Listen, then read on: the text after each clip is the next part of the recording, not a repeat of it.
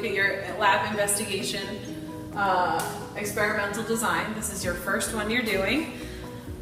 These are the pieces of equipment that you're going to have today. You haven't used them yet, so you're going to start to get comfortable with them today. This is a graduated cylinder. This is what it looks like.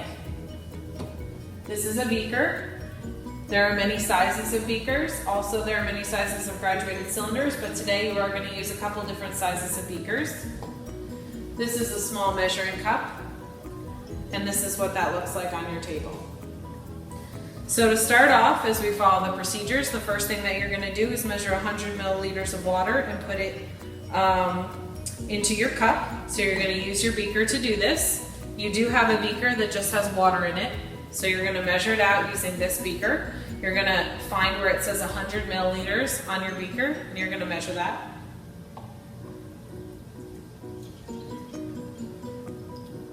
If you accidentally put a little bit too much, you're welcome to pour it back in and try again. Once you have it into your beaker and you're comfortable that it's at 100 milliliters, you can put it into your cup. Next, you're going to take your food coloring. This, we don't have enough for each group, so you're going to share. And we'll put 2 drops in.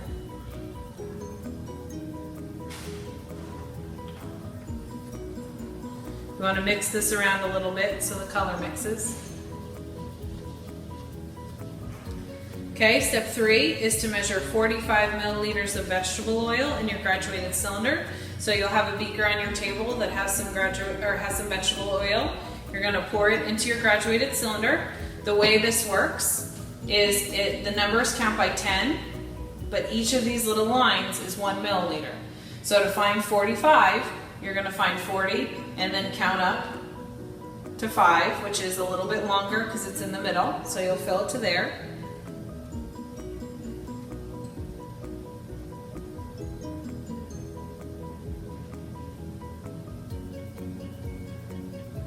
I'm doing this standing up, so I'm holding it, but when you do it at your table, you should have it on your table.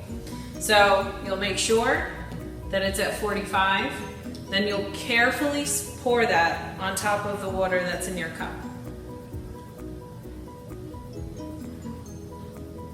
Notice Miss Massa is holding the other cup so it doesn't spill.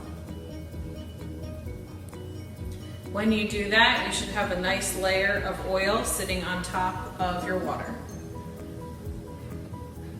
Okay, now you're going to take your small measuring cup and you're going to take your salt, which may or may not be in a salt container, and you're going to find 15 milliliters on your little measuring cup.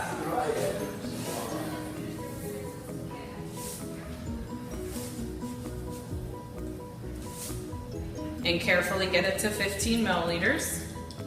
Once you have that, you're going to take, not quite sprinkle, but put a little bit of little bigger blobs of salt in, and you're gonna see what happens. So don't pour the whole thing in at a time, because then you're not gonna see it very many times, but you're gonna put a little bit in like this at a time and observe what happens.